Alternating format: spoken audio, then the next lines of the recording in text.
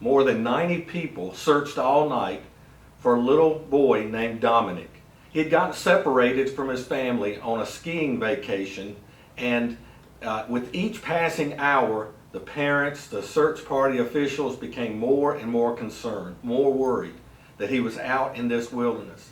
But they searched all night, and at dawn, they found some footprints that led to a base of a tree. And there they found a little boy who was hunkered down against this tree. He was in such good condition that they checked him out at the hospital, but he didn't even need to stay. The leader of the search party explained this.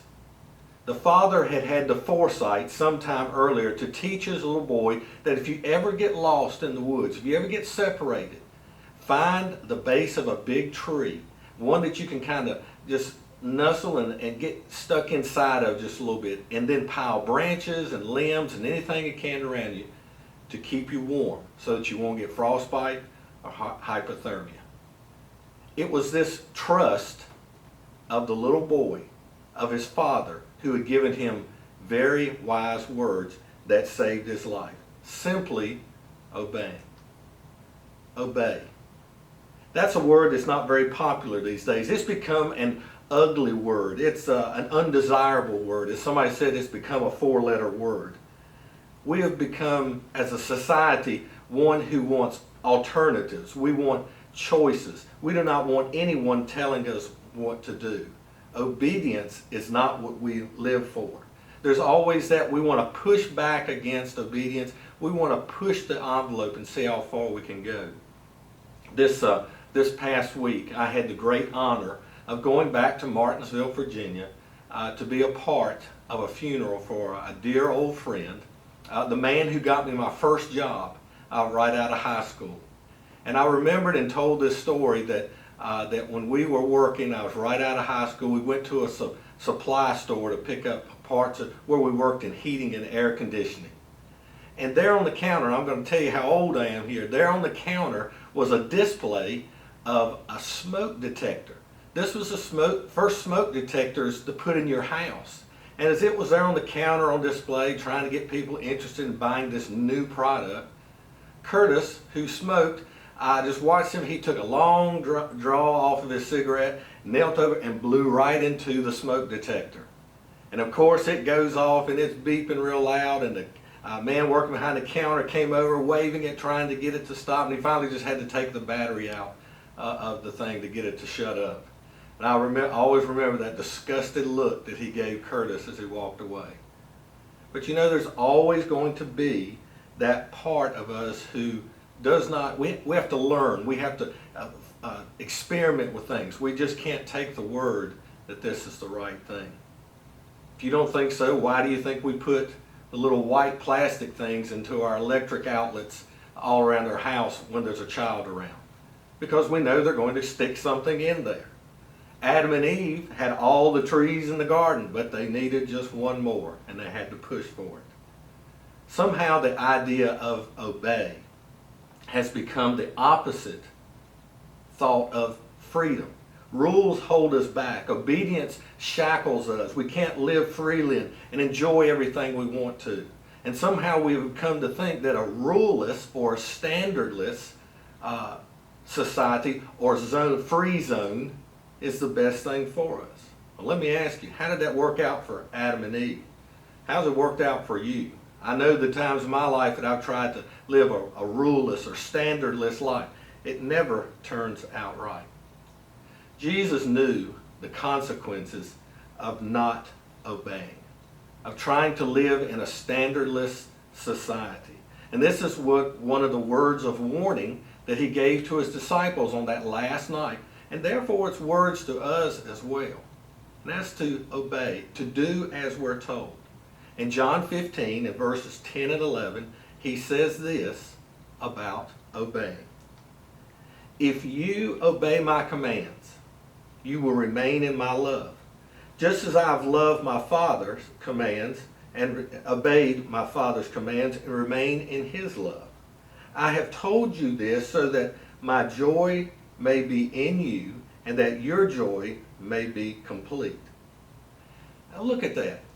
In one breath, Jesus has used the word obey, commands, love, and joy. Is that even possible that those things can go in the same sentence, the same paragraph, the same statement? Well, Jesus teaches us that it can, that it is possible, that it is the outcome of an obedient life to our God in heaven. Let's look at some of the things that go into this, how this works. And the first one is the element of joy. You know, there was some years ago in our youth ministry, we used a video teaching material, and it was really good. The material was good, but it would take scenes from Jesus' life, and the actor and the way they portrayed Jesus, that he was a smiling Jesus. You know, when you think about it, you don't see that too much as a smiling Jesus. Now, let me be honest with you. The material was great, but the Jesus that they had, the actor, I thought it kind of looked creepy.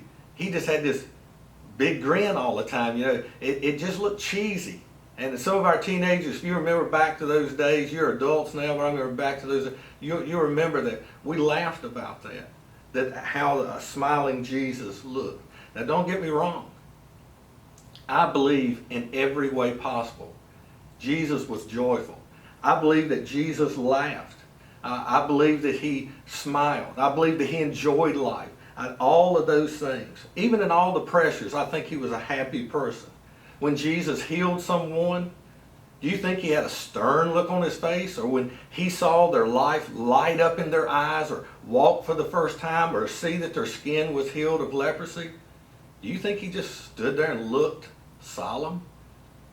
I believe he smiled with them. I believe he laughed with them, and he enjoyed and celebrated with them. When all those little children would run to him and want Jesus to hold them, do you think he kept a stern face, or do you think he laughed and smiled and enjoyed those moments? When he sat down to eat with a sinner, a tax collector, a prostitute, and when he saw it click in their mind that they wanted to change, wanted their life to change, and they gave their life to Christ, can you imagine him not smiling? See, I believe that Jesus has a legacy of love. And you know, if you look back, everything that talks about Jesus, even before he gets here, is about, I said a legacy of love, but really a legacy of joy. You know, in Luke, when it talks about the angel came, he says, I come to give you good news of what? Great joy.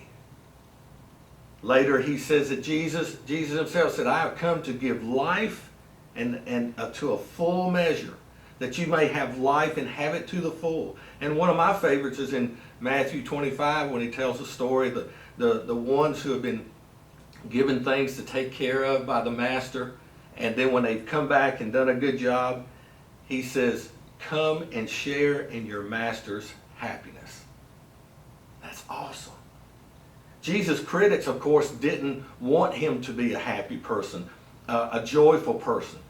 You can't sit down with those people and have a good time. You need to avoid those kind of people. You can't celebrate on this day. You can't heal somebody on the Sabbath. And so Jesus was criticized and always tried to be held back in those things. The first Christians, the first century Christians, that was a tough life. Many of them persecuted, lost their families, lost their jobs, lost their homes. But when you go back and read in Acts, you know what marked those people? It said they were a people of joy. And they went about joyfully serving the Lord. You know, when you see someone and you notice something's changed about them, that maybe you can tell that they've been working out and they look more muscular, or maybe they've lost weight, or you know, just something about they didn't look healthy before, but now they are. We always want to know, what have you been doing? How did you bring about this change in your life that you look so different? Well, I believe that when people look at us, they look at us as Christians, that they should see and question, man, how do you have so much joy in your life? How can you be happy in being obedient and following a standard that God has set for us? I think people should see that. But Satan is not going to just let this go and not come up with an alternative plan. So he comes up with the element of sin. One of the Greek words that are used to try to paint or describe to us what sin is a Greek word, hamartia. Now, and I don't have any idea if that's the way you really pronounce it, but it's a word, it's an archery term. It's a term used to talk about when someone shoots an arrow and they miss the target. The intention was to hit the target, but they missed it. So shooting an arrow but missing the target, and sin, therefore, is an off-target attempt at happiness. An off-target attempt at finding joy. It's a failed attempt. It's when we say things like, I thought by doing this or living this way would have brought me happiness. I thought the alcohol, the drugs, going after money at all costs, abandoning relationships and starting something else. And we thought it would bring us happiness. That's a failed, missed attempt. We see that's just the point. That's just the point here. Is that this is the deep secret. Sin has to masquerade. It has to have a mask that says, I'm going to bring you a fuller life. I'm going to bring you a happier life, give you more satisfaction. If it didn't, when we see the cost and the pain and the drama that comes with sin in our lives, if we knew it wasn't going to bring us something better in the end, we would never pursue it. But we do, because it masquerades in that. It was some years ago, I think I was still the youth minister, and we went on one of our teen mission trips, and we were up in the Cincinnati, Ohio area. And a couple of days we went to a park, and I can't remember the name of the park there, but there were always, we worked with a mission up there, that every day, every night, there were people living there who had no other place to go. So we just tried to talk to these people. We served meals, did all of these things. And asking questions, I found these are not just homeless people. The overwhelming majority were people who had ruined their lives through some type of addiction, drugs or alcohol. And this was their lives now. Sleeping in a park, hoping that someone would give them some food to eat, and then still pursuing the drugs and alcohol. It always dawns on me when I see that type of thing play out in our lives is that none of these people, not one of these people, started out with that being the intention of the outcome of their life. In my opinion, one of the most vivid pictures painted in the book of Proverbs, who tries to point out that beware of where you're going in life, is in Proverbs 7. The man he says, as he's looking out his window, it's just like the picture of one of us gazing out our window and seeing something take place out in the street, out in the parking lot. And so he's painting this picture of seeing this young man. It says this in Proverbs 7, 6 through 8. He says, at the window of my house, I looked out through the lattice. I saw among the simple or the naive, I noticed among the young men a youth who lacked judgment. He was inexperienced. He was going down the street near her corner, walking along in the direction of her house. And he goes on here in the next couple of verses and describes how she tries to seduce him to come into her house and spend the evening. He says, my husband is away on business. We have the whole night to love each other. But then it goes on in verses 21 and 22 and says this, with persuasive words, she led him astray. She seduced him with her smooth talk. All at once, he followed her like an ox going to the slaughter, like a deer stepping into a noose. There's one author who wrote, says, the devil doesn't want you to see her without her makeup until it's too late. You see, evil needs two things to succeed: darkness and distraction. It promises to cost us little and deliver much, but actually it turns out just the opposite.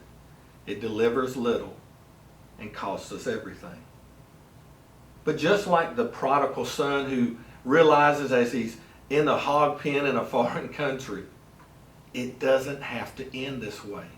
Sin and disobedience to my father, it doesn't have to end this way. And as it says, he came to his senses and went back to his father.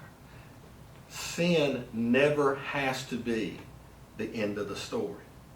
Joy is available to everyone no matter where we are. And that's the last element to look at here. The element of obedience. In John 15:10, I'll read it again. It says, if you obey my commands, you will remain in my love.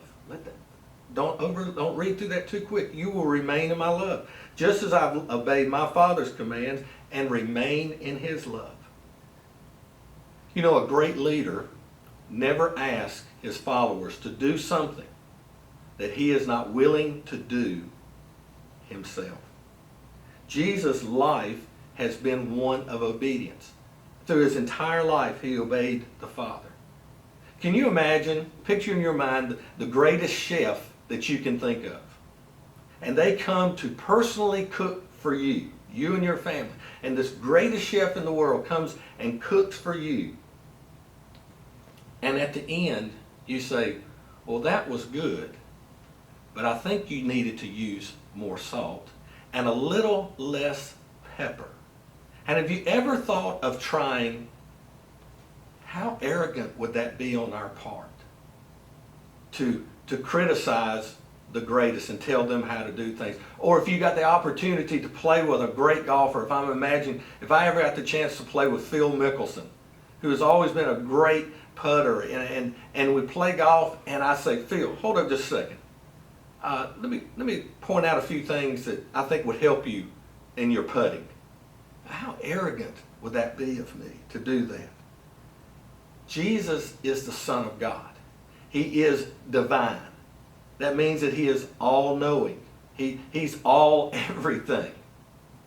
So I can't teach or tell him anything that he doesn't already know. But it says this in Hebrews 5, starting with verse 7.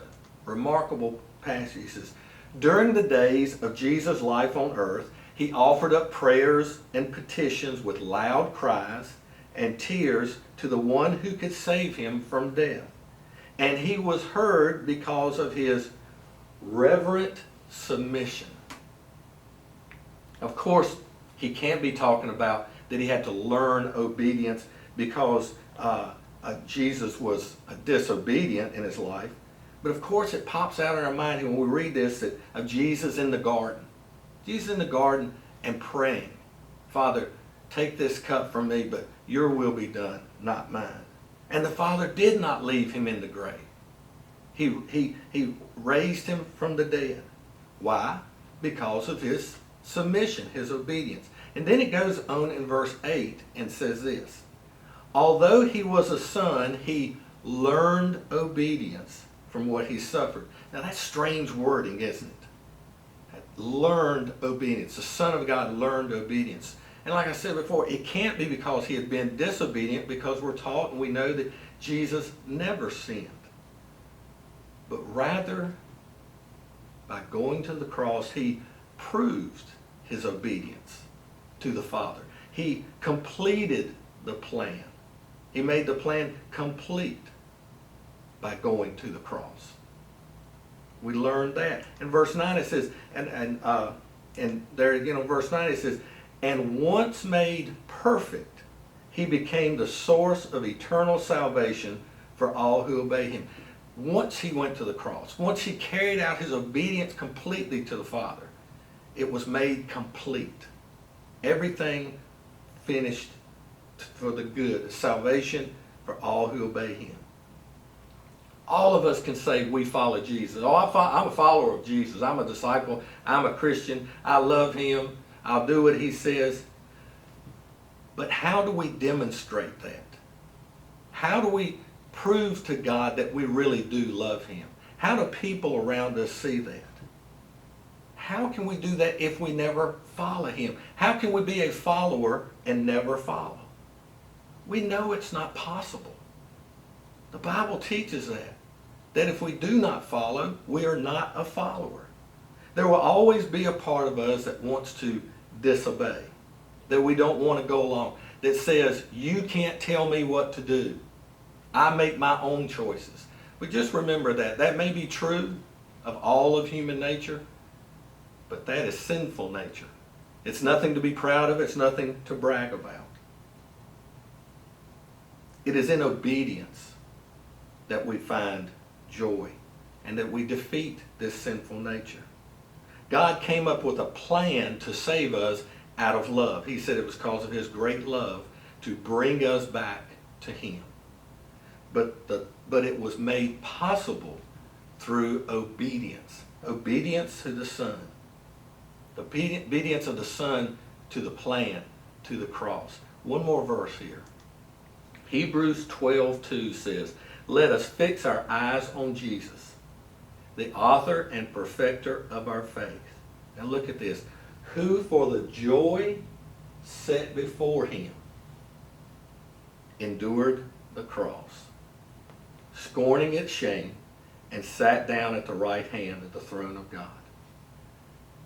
Who would have ever thought that it is through the cross, that it is through obedience, that Jesus would see the ultimate joy? That he was willing to do this and said that he could, and that he would see joy set before him this way. Jesus' first test was when the devil led him out into the wilderness and he tempted him for 40 days. And we know what the Bible teaches is that Jesus, the way he chose to deal with this was obedience to the Father. And he did not fail. The final test of Jesus' life on this earth was the cross. And he met it with obedience. Please do not misunderstand or read something into this that I haven't said or what the Bible teaches. We do not earn our salvation. We cannot work harder to be loved by God. Grace is the key to the door to heaven. That's not what this is all about. 10 times in this final meeting that Jesus has with his disciples, 10 times he uses the word remain. Remain connected. Remain in my love. Remain by obeying my commands. Jesus isn't looking for mindless obedience. He's not looking for robots or mummies. But he's looking for followers. The ones who will remain connected, who will follow today and follow forever. He's looking for men and women who will live up to the standard of love. Yes, love, grace has a standard. And he's looking for us to live up to it, to walk in that. To walk in that standard. Let me ask you something. Does saying that you are my friend, or me saying to you that I'm your friend, make me a friend? Does accepting a friend request on Facebook, does that make you a friend? You know good and well that's not what makes us friends. It's when one friend is loyal, when a friend is honest with you, when they are devoted to you, when they go the extra mile, when they will sacrifice for their friends, when they tolerate their bad days, their imperfections, but yet they are your friend. That's what makes a friend. Is when we do the things that would prove to them and to the world that they're our friend. Does signing a piece of paper, a marriage license, make you a loving husband or wife? No, it may make it legal, but it doesn't make you a loving spouse. What makes you a loving spouse, what makes the marriage come alive, what makes joy in that marriage is when you serve and you protect and you sacrifice for each other. You're there in the good times and the bad times. You're always there. Yes, there is a standard of love in friendships and in marriage, and we're to live up to those things. What is the reward of a friendship like what I described? What is the reward of a marriage, what I just described? Joy. That's what Jesus is trying to teach his disciples. Obey, do as you're told. And the result is that you will remain in me, and because remaining connected to me, remaining in my love, you will have joy. That's why he could utter joy, commands, obey, and love all in the same sentence. Now let me close this out by just asking this one question. What awaits you on the other side of obedience? What will change in your life? What is going on in your life that you can trace back and say, if I would just obeyed God, my life would be so much different? What awaits you on the other side of obedience? Jesus told his disciples, he says, joy waits on the other side of obedience. Maybe this is a question that we all need to ask today, and particularly for those of us who are struggling, pushing against obeying, holding on to something, still looking for happiness, joy, fulfillment, purpose in life through something other than being obedient to the will of God. And how you answer that question should determine what you do next. To logically think about what your life can be if you are obedient to God's ways. As you come now to this time, that I hope that you're either, whether by yourself or your husband or your friends or your family, will join together now and celebrate the Lord's Supper. You know, this is something to celebrate. Celebrate the love and celebrate the idea that Jesus said that it says that he endured the cross because he saw the joy set before him.